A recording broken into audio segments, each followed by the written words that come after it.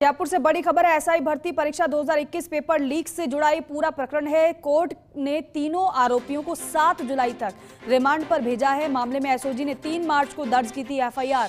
करीब 50 अभियुक्तों को कर चुकी है गिरफ्तार।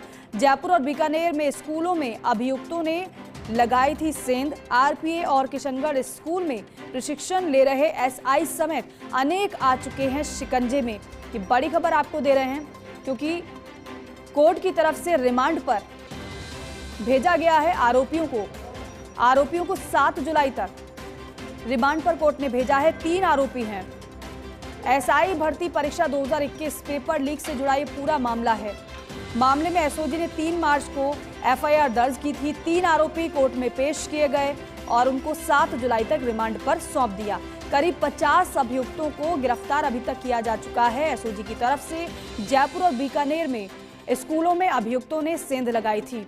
आरपी और किशनगढ़ स्कूल में प्रशिक्षण ले रहे एसआई समेत अनेक शिकंजे में आ चुके हैं।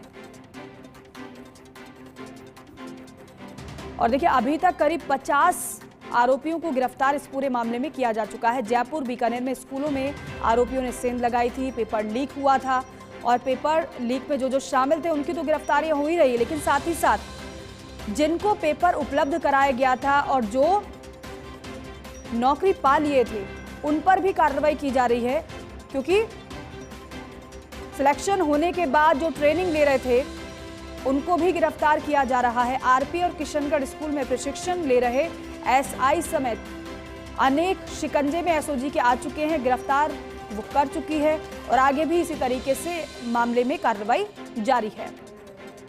कमलकांत शर्मा सीनियर रिपोर्टर हमारे साथ फोन पर मौजूद है। कमलकांत, क्योंकि कोर्ट में पूरे मामले में सुनवाई हुई, 3 आरोपियों को एसओजी को रिमांड पर सौंप दिया कोर्ट ने, अब आगे क्या? जी बिल्कुल दीपिका, बताना चाहूंगा कि सब इंस्पेक्टर भर्ती 2021 के पेपर लीक करने से जुड़े मामले में एसओजी आज फिर से 3 आरोपियों को कोर्ट में पेश करेगी। 3 आरोपी ओम प्रकाश ढाका, सुनील बेनीवाल और शम्मी बिश्नोई आज फिर तीनों को कोर्ट में पेश कर तीनों का फिर से रिमांड मांग सकती है।